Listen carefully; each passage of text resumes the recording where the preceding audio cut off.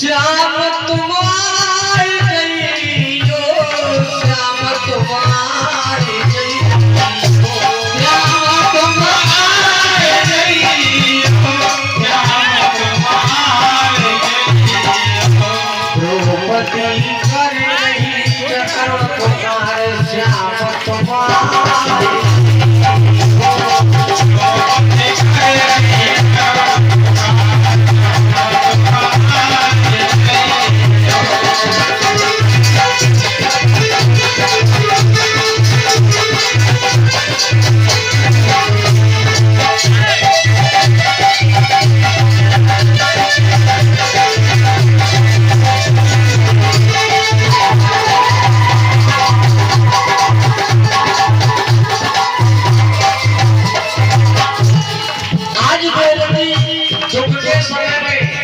कन्हैया को याद कर रही है। इधर भगवान कन्हैया सुन तो रहे द्रौपदी हमें बुला रही है, लेकिन एक विचार कवियों ने जो लिखा है वो सच लिखा है। युग में सुमिरन सब करे, जो कवियों ने लिखा है वो सच लिखा है। दुख में सुमिरन सब करे और सुख में करे कोई, और जो सुख में सुमिरन करे दुख गाए को कभी किया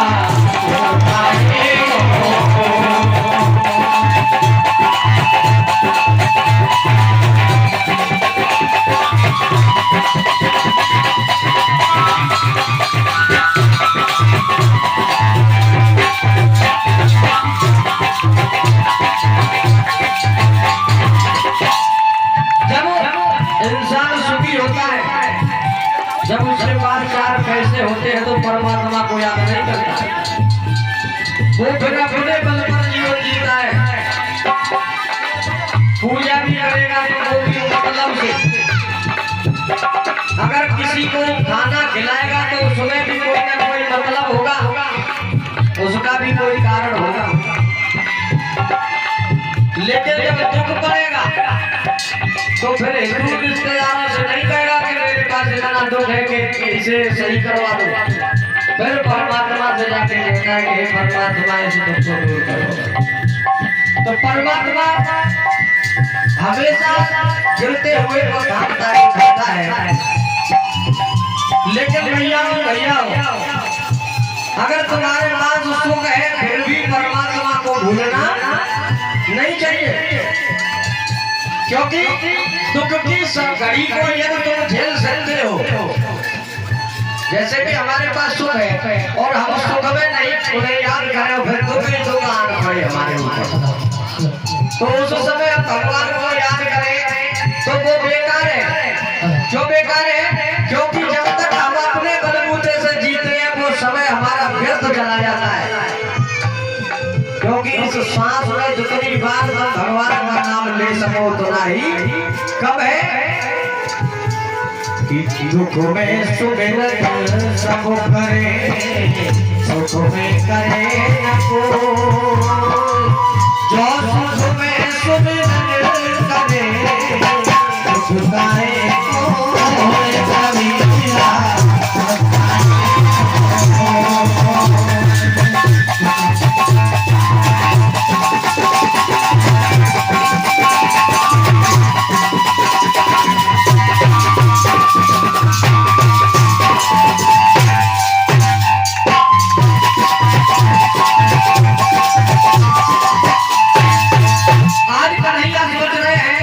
जब तक द्रौपदी पे कोई संकट नहीं था, जैसा भी भोजन था वैसा करती रही, और आज जब संकट आ गया सामने तब हमें क्या करेंगे।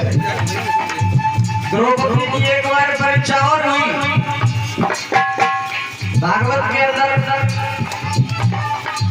कुछ बातों को दबा दिया गया, कुछ बातों को खोल दिया गया, क्योंकि ये भागवत जो ग्रंथ है ये सब पुराणों का, सब शास्त्रों का निचोड़, सबका एक निचोड़ है, सबका जोड़ करके इस भागवत ग्रंथ को बनाया गया है। इसलिए क्योंकि अगर एक एक ग्रंथ को व्यक्ति पढ़ेगा, एक एक पुराण को पढ़ेगा तो उसका जीवन निकल जाएगा, कभी पूरा कर नहीं सकता। और भागवत एक ऐसी चीज है कि यदि इसे 7 दिन लगातार सुन ले व्यक्ति मन से, क्रम से, तो उसका उद्धार होता है। क्योंकि इसमें सबका निचोड़, यानी कहते हैं कि खाना खाने के बाद दावत में रुक जाते हैं, तो दावत खाने के बाद अगर रायता नहीं मिले तो क्या कहते हैं, भाई रायता होता तो आनंद आ जाए, कहते हैं कि नहीं। तो रायता है ये एक तरीके से कि सब कुछ मिक्स करके इसको बनाया गया है। और इसीलिए इस भागवत को सुनने में बार-बार आनंद आता है। तो इस भागवत में ऐसी भी बातें हैं कहीं जो कि खुली भी नहीं है, कुछ खोल दी गई है। जब द्रौपदी का चीरहरण हुआ था और महाराज इसमें महाभारत की सिर्फ थोड़ी सी कथा आई है, उन्हें कितनी 1-2 पेज। जब भैया द्रौपदी का चीरहरण हो रहा था, वहां पर भी कन्हैया को बुलाया द्रौपदी ने। जब द्रौपदी ने कन्हैया को बुलाया चीरहरण के समय, तो वहां पर भी कन्हैया ने सहारा नहीं दिया। कब तक? जब तक द्रौपदी अपने बल पर थी। कैसे? जब साड़ी खिंच रही थी तो एक हाथ से उसने साड़ी को पकड़ रखा था, उस चीर को, और एक हाथ ऊपर करके कह रही है कि हे मोहन मेरी लाज बचाओ। तो भगवान कन्हैया नहीं आए कि द्रौपदी अभी भी अपना एक हाथ का बल उस चीर को खींचने में आए हुए हैं। और जब तक कोई व्यक्ति पूरे शरीर सहित नहीं मेरा भजन करता है, ना ही बुलाता है, तब तक मैं उनके पास जाता नहीं। तो जब द्रौपदी ने देखा क्या वो कन्हैया आने रहे हैं, चीर खिंचता ही जा रहा है, तब उसने दोनों हाथ ऊपर को करके बोली कि हे कन्हैया मेरी लाज को बचाओ। तब कन्हैया ने आकर के उसको सहारा दिया। तो भैया ये हाथ कथा में इसीलिए उठाए जाते हैं कि परमात्मा के दरबार में आप किसी भी बात से निर्भय होकर के, सब टेंशन से फ्री होकर के भगवान को समर्पित हो जाओ। क्योंकि 24 घंटे में एक ना एक घड़ी, एक ना एक पल भगवान सबके पास। हम ना मालूम तुम्हारे पास किस समय में आए और हमारे पास किस समय में आए। तो इसलिए भैया हाथ जोड़ के विनती है, जितना हो सके उतना भजन करिए और जितना हो सके उतना बोलिए। द्रौपदी कर रही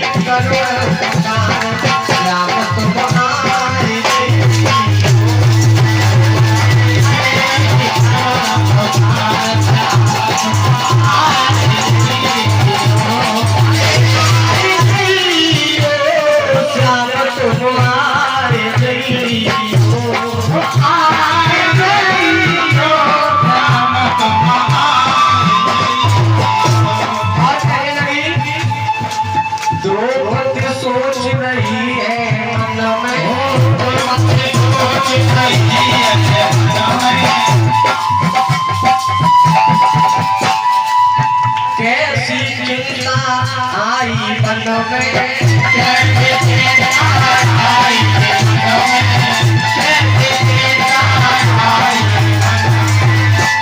इंसान एक लकड़ी की बात है, एक लकड़ी का खिलौना है, एक कागज की बात है। हमारा तुम्हारा शरीर है, जैसे कि लकड़ी पे अगर दीमक लग जाए